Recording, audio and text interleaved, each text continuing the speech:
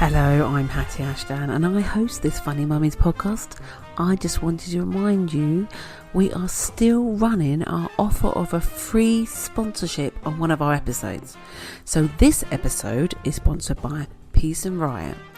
Here's Caroline Hardy to tell you more about what they have planned.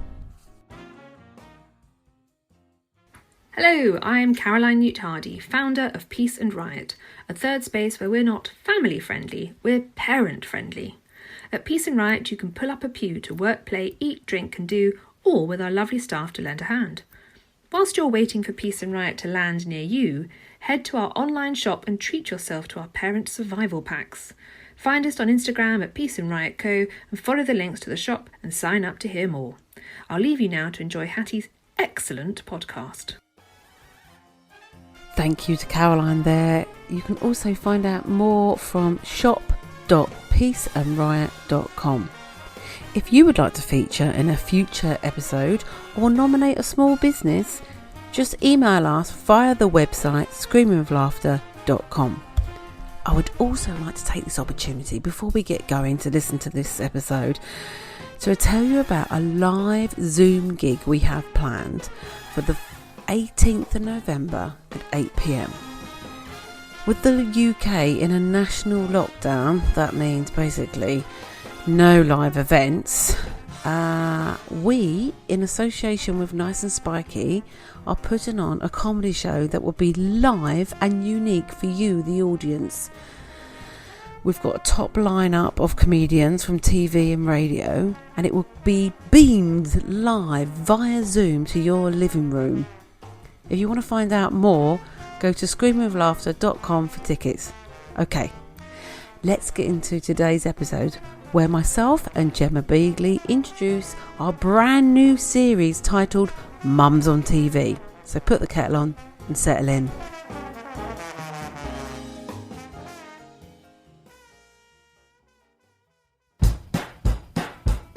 This is the Funny Mummies podcast, the podcast for people that hate parenting podcasts. I'm Hatty Ashdown, comedian, writer, actress and mother to two very lively boys. Each show I'm joined by funny mummies from the world of comedy, arts and everyone who can help us in this crazy world of parenting. So settle in as we find the funny side of parenting and being bloody great women.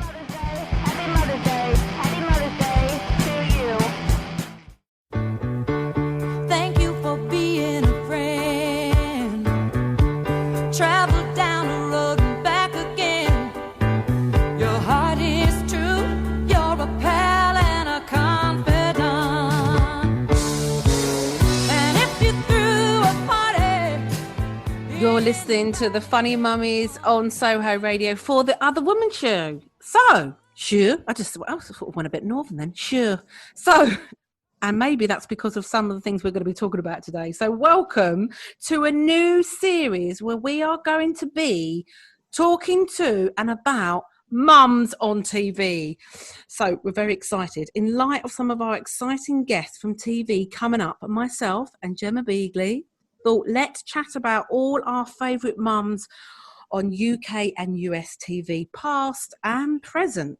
So, Gemma, she's here. We're on Zoom.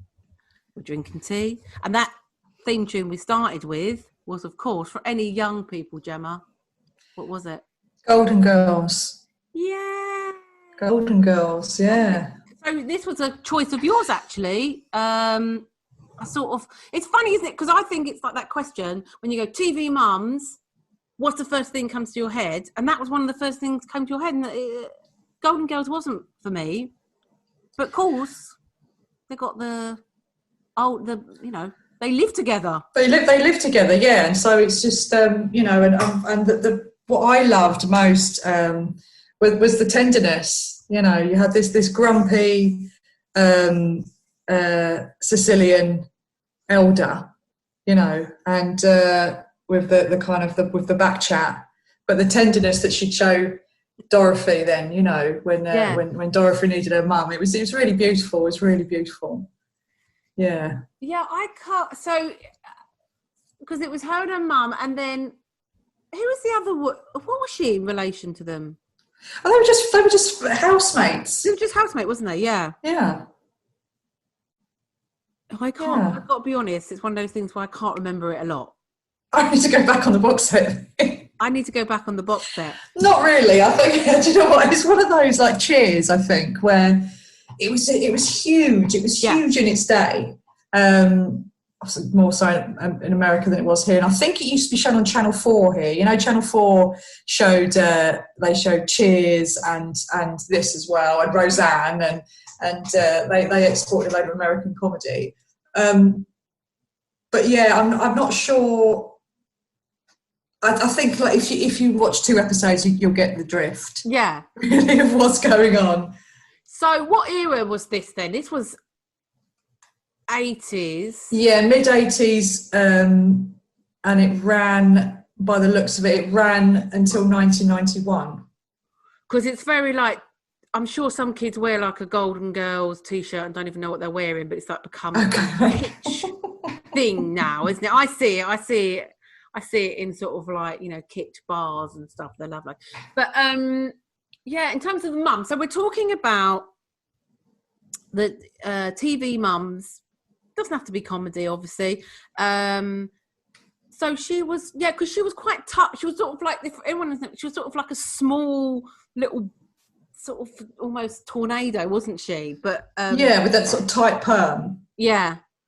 And I guess, as with a lot of sitcoms, really, but they're depicting something that obviously a lot of people could relate to, that kind of, you know, living with your, or still living with your mum, or even living down the road from your mum, Gemma. Yeah, yes, well, I mean, I have my very own version of Golden Girls going on in Mitcham, South London.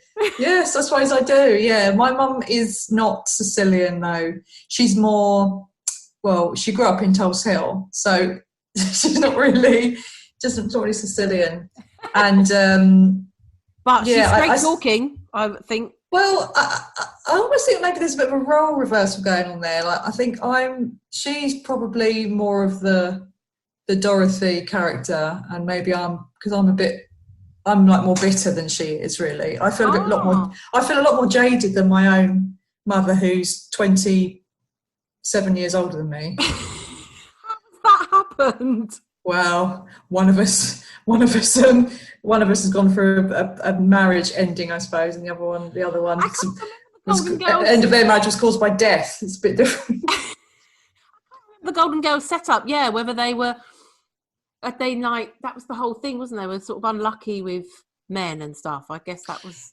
Yes, so they were all single women, and so they were all just these. I mean, I'm not quizzing you. You're not on my mind, and you're supposed to. Right, yeah. No, I'm just interested. So, because I did ask you what was some of your favourite mums, and obviously we'll get to mine in a minute. But I'm interested. I don't know why I'm looking so deeply into the psychology, trying to psychology of why you picked these mums. Because I'm like, because for me, I think the different mums that. When I think of this theme, TV mums, I'm either attracted to ones that are quite like my mum, or a bit cozy, or attracted to ones that are so completely different, Mm-hmm. So let's go through some of your choices. Okay. Who would you like to start off with? Well, let's start with Carol Jackson. Yes, I was hoping you were going to say that. Carol Jackson. Those that don't know, from EastEnders. So Carol Jackson was real. So we're talking mid-90s here, early to mid-90s, when the Jacksons came in. She came in with these 4 kids. She was a young mum. She came in with 4 kids, all by 4 different men. She was with the father of her youngest, Billy Jackson. And she was so I suppose like a tabloid kind of, not a scummy mum, but she was this, at the time would have been these tabloid benefits, unemployed, 4 kids by 4 different dads. But she was absolute, she would stick up for her kids. She was also a real a real fighter and had a real acid tongue, and you know, she'd have a go at her kids, but you dare lay a finger on my kids and I'll have you, you know. Yeah. And for the reason that she popped into my head was around the again, it's more that the relationship with the daughter, which was, there was a storyline they had where Carol had a boyfriend, Dan Sullivan, and Bianca started having an affair. Her daughter started having an affair with him, so with her mum's boyfriend. Yes. And it was just, it was electrifying television, really, as far as soaps can be, you know, just sneaking around. It's like, oh God, you know, she's going to find out. And when she did find out, she chucked the boyfriend out, and there were just these amazing scenes between Bianca and Carol and her mum. Really, really great actress. She was a brilliant actress as well. Yeah. Really, really good. She played it really well. But I was looking at her backstory there, and Carol Jackson, not the actress, and she had Bianca at 13 or 14. Wow. She had 3 kids by 18 or something. That was what they were. Well, I guess that does happen. It was the 70s. It was the 70s. So you were attracted to her, for want of a better word, because of, just being so bloody tough, I guess. Yes, just really, really tough. And I think that, you know, and we'll get on to this to touch on it, is that in soap, you don't have that caricature that you have in comedy. And so actually, you know, a character like her wouldn't work in comedy, right? Because you know, because of the in inverted commas realness of her. You know, it's not, you'd have to go, you know, more Waynetta Slob, really. You know. So actually it's I went soap because of that realness rather than a caricature, you know. Obviously not particularly aspirational, you know. She just every single storyline she went down, it did not end well for her at all, poor woman. But that's bloody EastEnders for you. But exactly, it's soaps, exactly. Exactly. But a tough old boot, that one. There would be, okay. And should we do a choice each, or what do you think? Just do a choice each. Okay. So, see, I don't know if you've seen this next one, so I feel like I need to play another little tune. We can always talk over it, because I just bloody love this, the theme tune to my choice, which, can I get it up? So it's for anyone going, oh God, how old are you? I don't really, I remember watching this really, really little, as in my mum used to I used to watch Dynasty and stuff like when I was really little. That's what my same, yeah. So this, I look at the age and I think, I wasn't even born when it first came out, but I must have seen the reruns or whatever, or when I was really little. It's Butterflies, and it's another one written by the same person as Bread. That's right. Yeah, and the Liver Birds as well. Yes, but I love the blooming theme tune. So let's have. Of course. Let's have a listen.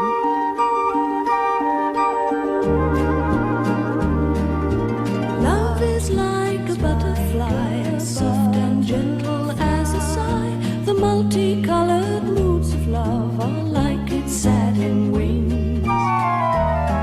Love makes your heart feel strange inside. It flutters like soft wings in flight. Love is like a butterfly, a rare and gentle thing. Is that Wendy Craig singing? So it's, yes, Wendy Craig sang. So that's why I wanted to, obviously the song was originally by Dolly Parton. Of course it was. Of course it was. And of course we're going into all sorts about these things now. But the mum in that is called Rhea, Wendy Craig. And but she sings. Years later we sort of realised. So she sings. I was like, so that's why I love that version as well. And I think part of it's that thing of like at the time I didn't think about she's just like amazing mum character, but it's just looking back now. At the time, I think it was more that I was an aspiring actress, and I just thought I've never seen a mum like that. So she had 2 sons, which I was thinking today, I am becoming Rhea. She had 2. The joke was always because she had 2 gangly, tall sons, and she just, for me, represented the opposite to the Bisto mum, which was like, because she couldn't cook, she didn't want to cook, and she wanted more out of life than just being a mum. And for me, it was so ahead of its time, and I don't know if anyone else was really doing that of that time, because all the sitcoms were there was loads of sitcoms, where the mum's like, get out from under my feet or whatever, that kind of thing. But she was, I guess, also they were quite middle class, so I guess we probably maybe hadn't really seen that from a middle class family. And it was just that kind of thing of the children had grown up, and now what do I do, sort of thing. But it was just that thing of she, and they didn't she couldn't cook, and she'd burn the dinners again, just like me. And it was good because it wasn't like a bloke coming in moaning about it. Her husband, played by the lovely Jeffrey Palmer, would come in, and he wouldn't moan about it. He'd just be like, oh, right, good, yes. Burn, I don't know, I'm doing a northern voice. He'd be completely not northern.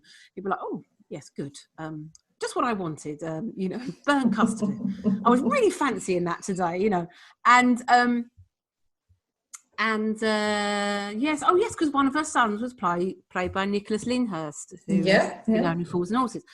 But so I just loved her, and she had this whole, it was called Butterflies, but she had this sort of gentleman friend. Nothing ever happened, but I think he sort of represented like another life in another world. And they would just literally sometimes just have a coffee, or sometimes she would just bump into him. But and also I think it might have been one of the first sitcoms where you had like a narration, her thoughts, her narration.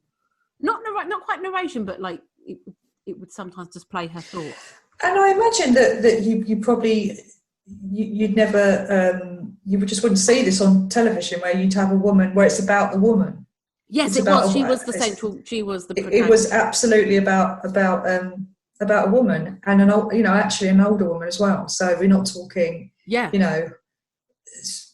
Sex and the City here. We're talking more, like an older woman. I don't know how old she was meant to be when the kids had grown up, and when I got a bit older and I was trying to be an aspiring actress, I actually took one of the scenes she does, which was basically like a monologue. It's just all her, and she's at home, and I was like, that would be a great, when I'm trying to audition for drama school, and I just wrote it all down, and I did. Well, you wrote it, did you? I wrote it all down, and I did it as a monologue. But looking back, Gemma, trying to play like, I think she was meant to be a 42-year-old woman, and I'm like 18, 19. That's not what I'm doing. But I don't know. Can you remember what the scene was about? I wasn't ready to play it. Oh, of course I can. You didn't have a life experience, darling. I didn't have the life experience. So she's there and she's hoovering. She's sort of hoovering and she's fed up. And then I just love the line. She says, I could cry. She's like, she's the sort of, I can't remember the whole speech, but it's all about, I just want to get out, I want to experience new things. And she says, I want to pull life through the letterbox. And I just loved the line. And I think she was maybe waiting for some posters, maybe that was connection, and that was it. And that was the beginning of, can you imagine me doing it as a monologue? I'm gonna go back over the series and try and find it. But so for me, I've not thought about it till now. Maybe that was also a representation of me going, you know what, it's all right to be not a perfect mum, sort of cuddly mum, or not just about that, but to be all right to moan about it. They like to moan about it. So yeah. Lovely choice. Next choice, I'm gonna see if I can find you another theme tune, because I think I know what your next choice is going to be. Do you want to tell us what your next choice is? Yeah, so the other one I chose was Nellie Boswell from Bread. But another... Yes, another tough woman. She's a tough woman. I think we're going to see maybe a theme. Yes, you see, that's interesting, isn't it? Yes, yeah. I didn't make the connection there. There we go. Any young people don't know. Gotta find it, get us a share. Making bread out of nothing but air. Riding high and hitting the ground. Catching a penny, but missing the pound. Doesn't matter, cause we'll soon turn it around. As soon as we get home, that's why we're trying home. Instead of crying home, keep it in the family. 1986 to 1991. Well, that's what it says on this YouTube. Yes. So. Yes. You were quite young. You'd have been like me, watching it as a. Yeah, I was young, but it wasn't on late, so I guess it was appropriate. You know, it's the same kind of. I think it used to be on the same kind of time as Last the Summer Wine on a Sunday or something. You know, it kind of songs of praise kind of slot, and. But she was. Tell us about Nellie. So Nellie, so she was. So she was the matriarch of a family of, I think there's 4 sons and a daughter. Yeah. Aveline was the daughter. Aveline. And they were all. Well, a few of them were on the. You know, the idea was that basically she'd want them to go out and bring home money. You know. And so some of them were on the pinch, and they were on the dole, and there were lots of scenes in the dole office, and you know, they were going and signing on. And then she had this husband who was who had a mistress, Lilo Lil. Yeah, but she was this Catholic, right? You know, there was quite a few scenes actually of Nellie Boswell going for confession, and. The old man was having an affair with this Lilo Lil, and she'd every so often she'd shout out, "She is a tart." That's it. Oh God, you're bringing it all back. But and it was all set around the kitchen table, you know. And it was a studio, you know, it was a studio. It was sitcom, very much as they all were. But it was all. And then there was the granddad that lived a couple of doors down, and he was this miserable. Oh, blimey, there's lumps in my gravy. So there were these kind of stereotypes, you know. But again, she was just. You never saw her smile. She was angry. She was just this. You know, her lips were always pert. She had nothing good to say at all. You know, she. I don't even think that she loved her children, actually. She was just this repressed, very angry, uptight, Scouse Catholic, you know, sort of from an Irish, you know, background. Yeah. And her kids were absolutely fucking terrified of her. And she'd give them a clip round the ear. Yes, you know. Wasn't that an ongoing thing that she had that's where the bread, like she had the breads, the chicken. Oh, she'd open the eggs with the eggs. So you'd sit, so they'd all sit down for dinner, and she'd lift up the chicken thing where you keep eggs. Yeah. And then everyone would have to put their keep in, you know. Yes, that was it. And she'd say, oh, you know, and then someone would always have an excuse why they hadn't got their share or whatever, you know. Yeah, it was. She was a great character. I mean, I can't. Yeah, tough. Great. Again, a really great actress. Again, you know. And I was just looking about Carla Lane, right? Who wrote both, you know, both Bread and Butterflies. She was 58 when Bread came out. Wow, that gives me hope. Well, Well, yes, it should do. You know, she was bloody 58 years old. For those that don't know, I wrote a sitcom called Give Out Girls. Before she was 58. And I was before, which was now, I don't even want to say how long ago it was on Comedy Central. But, you know, there is that thing of, you know, the whole expectation thing of doing another one. But yeah, that got me, because we were doing this and it's like, oh, why haven't I written a mum? But I guess up until now, I'm not being funny, but is that right what you know? I hadn't really thought about it. And I've still not, I mean, ideas I've got in the bag at the moment isn't particularly, you know, apart from stand-up material. But yeah, I mean, Give Out Girls, it was only the event manager who was a mum, but she just referred to her in comedy fashion, that kind of character you never see, where she'd go, the phone would go and it'd be like, oh, it's arcade, you know, it's like, you know, it's just like, you just to give this image that she wasn't a great mum and she put work before her child. And that this child was just, yeah, a bit of a nightmare.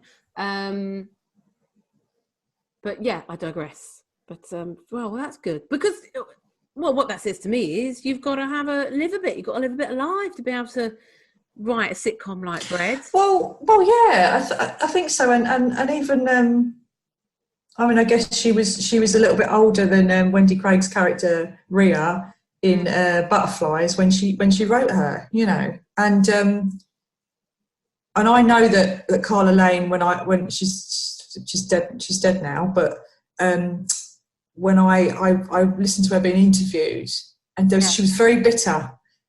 She was very bitter. She felt that the BBC had just completely cut her off.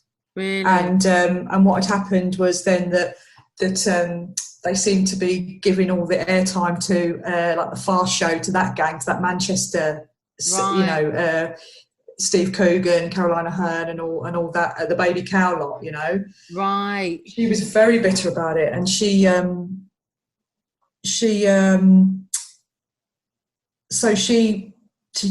died bitter. Oh, that's a shame. Yeah, she said, I remember her saying, she said, I could write whatever I wanted and it would get shown. Now, I'm not saying that it should be like that, but she felt like she'd been cut loose in her 60s. Well, by the BBC. If you're watching down, we blimmin' love it. And what do you think about the studio sitcom? I mean, we don't have them anymore, do we? We just don't. It's very unfashionable, isn't it? People that don't know, listening. So, I mean, you've got the studio sitcom, is your typical like Bread, which was mainly set in the kitchen. But I mean, they did a real sort of studio sitcom doesn't go anywhere. But I think that the rules are sort of broadening now. It's not like, oh, you have to do this, but that's another conversation. But other examples. Only Fools and Horses was a studio, wasn't it? That's a studio. But they went about. I mean, especially as the series went on. But I mean, it was based very much in the living room. Royal Family's a good example. I never really leave that. But it doesn't a studio. But isn't a studio sitcom that you have to? It is in front of an audience. That's what I thought. That was a rule for what you would say a studio sitcom is. God, I should know this. Just in filming or when writing, like when we're pitching an idea, we sort of have to say, is this studio based or not? And for me, I've never been told that means you'd have to have an audience. Oh. But maybe you're right. Obviously, Black Books, that studio, and that was with a live audience. IT Crowd as well, right? IT Crowd. So, sorry, what was your question? What do I think? Yeah, because we just don't, because I think, didn't The Office come along and kind of, then it was like, oh, this is, studio sitcoms aren't fashionable now. It's all about the subtlety of... Well, because The Office wasn't a studio sitcom. No, that's what I mean. Is that so it's just like, oh, right, they're like studio sitcoms are shit. We're not doing that anymore. Well, in terms of pitching it, they bloody love you to, because obviously it's cheaper to make a studio sitcom. but I'm trying to think now if I guess there's people that try to do it in a more cooler way. Mrs.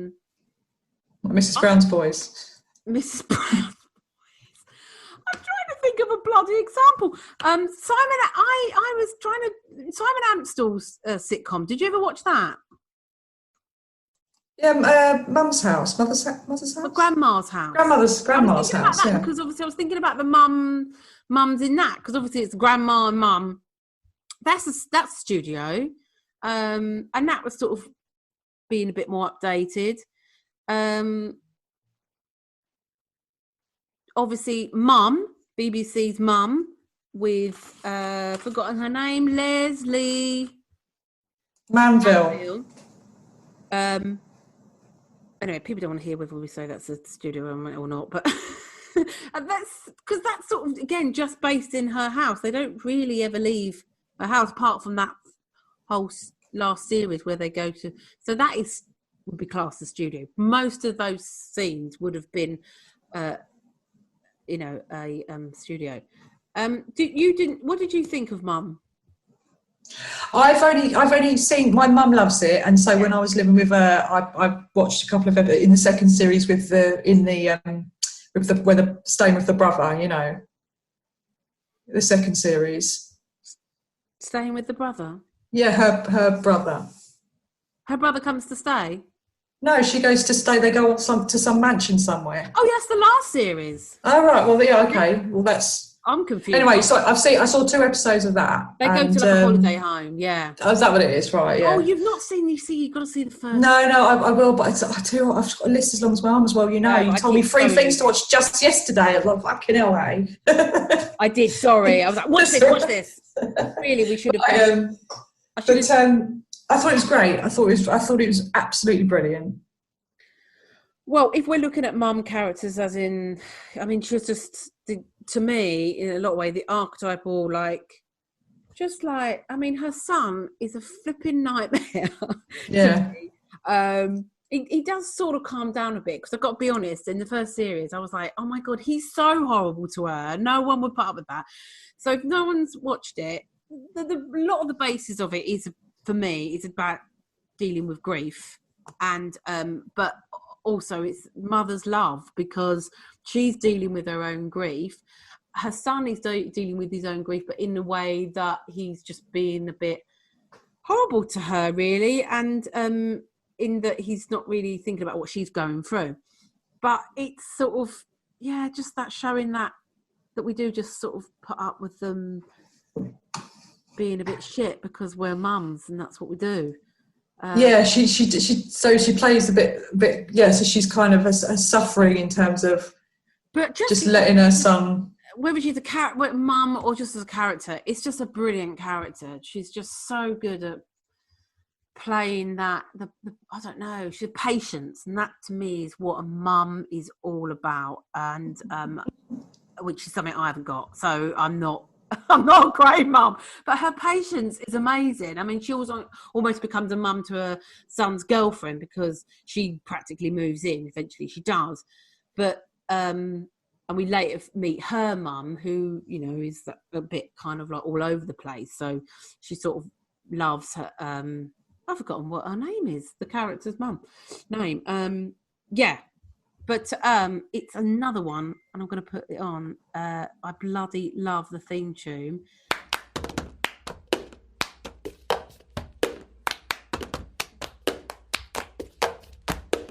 I got my ticket for the long way round. To buy the whiskey for the way. And I sure would like some sweet company. Yo, I'm leaving tomorrow, what do you say? When I'm gone, when I'm gone, when I'm gone, when I'm gone, you're gonna miss me when I'm gone. You're gonna miss me by my head. Right. You're gonna miss me. What Gemma's just heard is not the correct version, but you would have all heard the correct version. The version that Gemma just heard. But in the point of editing, it will have the correct version. So yeah, we always love the theme tune. Leslie Manville from Mum. Check it out. Is there anyone who you would like to be your mum? Well, this is what was touched on earlier, is that because we're watching drama or certainly watching comedy, there tends to be a lean towards shit mums, I think. Yeah. You know, especially in comedy, you know, the neglecting mum, the angry mum, the, you know, slutty mum or whatever, you know, it seems to be what they lean towards.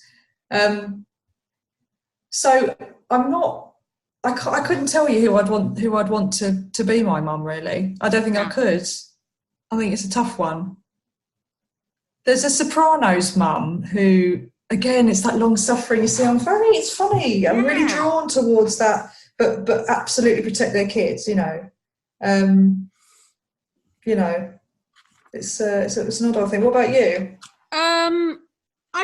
Because I think that, like, I was looking at who I don't think I'd want Rhea to be my mum particularly. I would want maybe to be close to Rhea, and my other question was, who would you like to play? And obviously I'd love to play Rhea, but in terms of being my mum,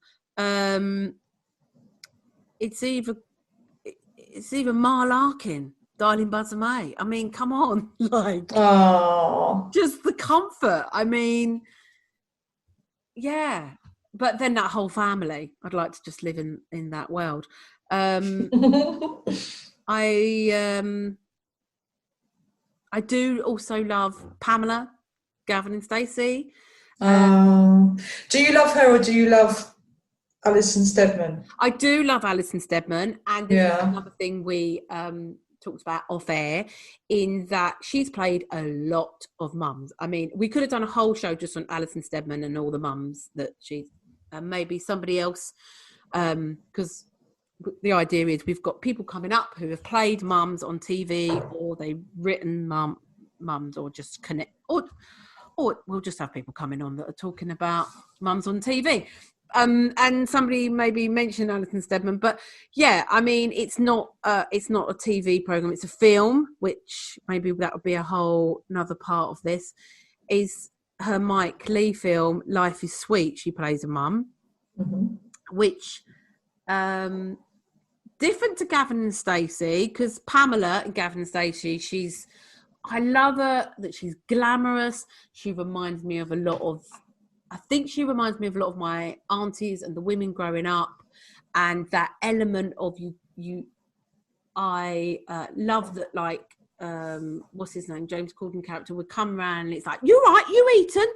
You know, and that kind of, like, that's the women that I've grew up around, and I love that sort of, like, they love a do. They'll make the best of any situation. I mean, obviously she had moments, don't she, where she has a bit of a crisis, but generally nothing to bother, you know. And a gossip, loves a gossip as well. Gossip. Yes, yeah. But also that element of, I don't like to gossip, you know. She's of course, yes, yeah, yeah. So a bit. Think they're a bit posher than they are, or a bit cleverer than they are, and yes. But actually, look, the similarities, her and Ma Larkin. Rustle you up a good meal. I think what we're seeing here is somebody is comfort, but there's comfort in that. But also, Ma Larkin would be like making a do out of anything, you know. But yeah, in Life is Sweet, mum character's called Wendy, I think, completely different. But again, she is comforting but what I love about Life is Sweet, she clearly loves children. So she's a ballet teacher, and she just loves children, and her kids are grown up in Life is Sweet. She's got twin daughters, and she talks about, oh, you were so cute when you were little, oh, look at you, you know, and they're like, oh, mum, shut up, you know. And so I like people that like kids, I guess, but again, she's just, I don't know, like the opening credits of Life is Sweet, she's putting a cardigan on, and she goes, come on, put your little cardigan on, and it's, I don't know, some people might listen and go, she sounds like a nightmare. I just find those, it's just what you know, isn't it? It's like a comfort in them. But Yeah, but Alison Steadman in Gavin Stacey sort of reminds me of my Auntie Joyce. Even her, it's a house, isn't it? But I always think of it as like a bungalow. It's very similar to my auntie's, and just that whole, when there's Christmas, you know, people sleeping on the floor, putting people up different places. That, you know, that's what she was like. So I guess, yeah, I'd want Alison Steadman. I just want Alison Steadman to be my bum. Yes, well, yeah. Generally, but I think Pamela. And even going into her son and like, now you don't worry, I've got my earplugs in, you know, to when he's yes back. I've got me, so you just go for it, love. You know, let yourself go, or whatever. Yeah. Your dad's had one of his sleeping pills, so just let yourself go. Okay. And I mean, my mum wasn't she had the comforting factor, but she would be a bit, she didn't have that kind of like, oh, let's have a do thing. She would be a bit flustered by that. I mean, she'd do it, you know, if we all sort of she had 4 daughters. If we all turned up, it was always a do. But my auntie was more the side of, I mean, and that was what would be what would happen. We'd go over to my auntie's house and my auntie would just happen to have a spread on, you know. So the two of them was quite a good mixture in that way. We can wrap things up soon. The other thing, just sort of finishing up, I think we haven't really talked about, I mean, you touched upon it a bit, the depiction of mums, and for the comedy, a lot of it is sort of like the sort of put upon mum. And I don't know what you think, obviously yourself now, single mum, and I think all the single mothers. Yeah. Hopefully it's getting better. And obviously we're not going to talk about motherland much, because hopefully we're going to be talking about it a lot. Certain people from the show, I'm not going to say any more coming on, but that was one of the things that inspired this, was, you know, you saying that really before that show, I think it's probably like just one of a kind in terms of the way it's showing mums.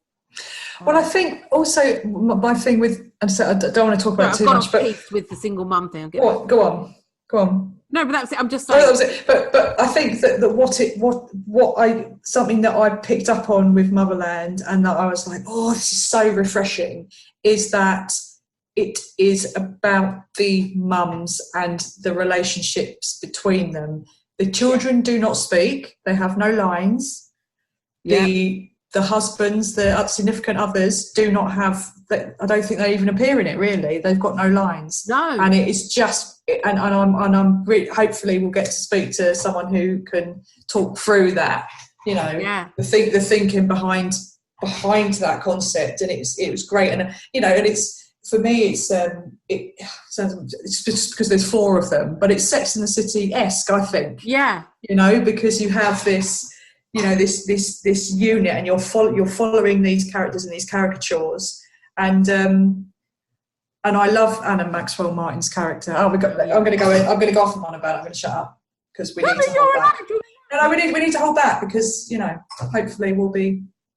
That's all right. No, well, we might not talk about her particularly. We might go into other things to go with the flow. But the depiction of the single mum, is that? I mean, you know, be honest. Obviously, you're not going to like all characters. Was that something that sat with you all right, or do you think? Yeah. No, I don't know. You talk about Diane Morgan. Yeah. Oh, I think she's brilliant. The character. I mean, she's brilliant. She's playing Diane Morgan, isn't she? You know, she's just, and I love it. And I think that I'm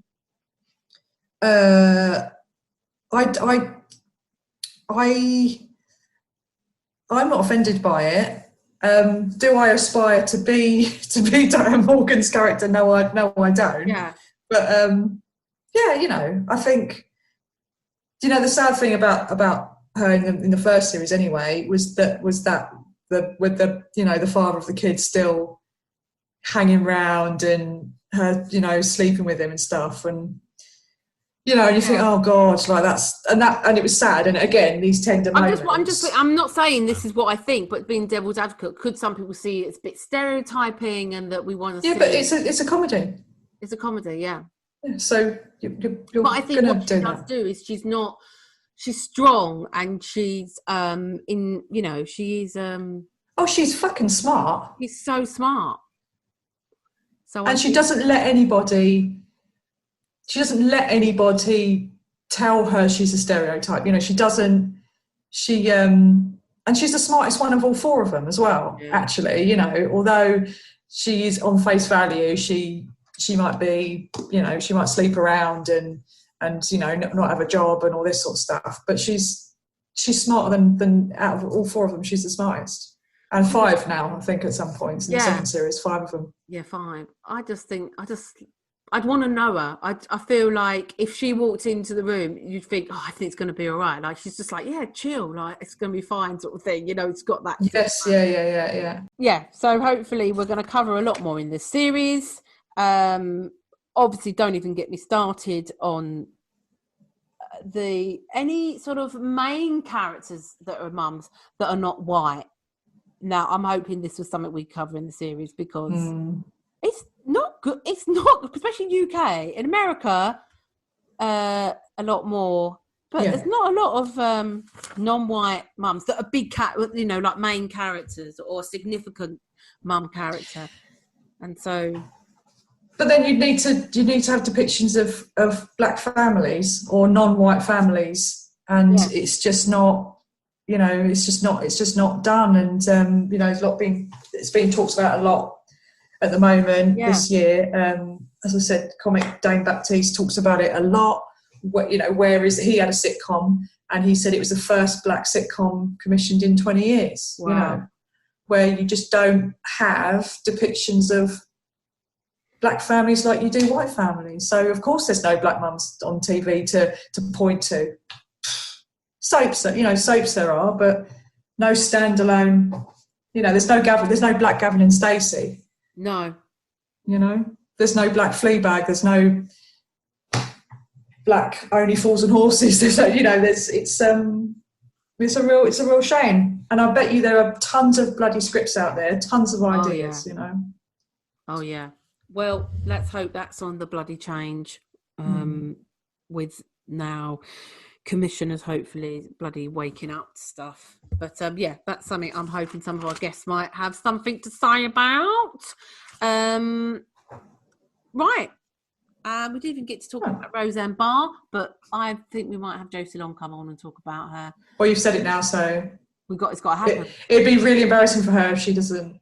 She will. She loves Roseanne Barr. I remember the early time I met her, and I'll probably repeat this. Not met her, but when I lived with her in Edinburgh, and she was like, I said, what are you doing? She said, I think I'm just going to stay in tonight, like after a show. She said, no, come with me. I'm just going to watch old Roseanne Barr. I'm going to watch the whole series. I was like, no, you're all right. I loved it, but I didn't want to watch it again. But maybe I do. Okay, thanks very much. Thank you. Look forward to this series. Let us know your favourite TV mums. We'd love to hear in the comments, and yes, please do keep sharing, do keep subscribing. It really makes a difference. And rate and love us. Goodbye. Goodbye. You've been listening to the Funny Mummies podcast with me, Hatty Ashdown. Thank you to my panel and guests today. Edited and produced by Scott Kingsnorth in association with Screaming of Laughter, the lunchtime comedy club where babies can come too. These shows go out live on Soho Radio for the Other Woman show. See schedule for details. Please subscribe, rate and review and share this podcast. We really appreciate it, and it's the only way more people can find us. So see you next time for more Mum and Tonic.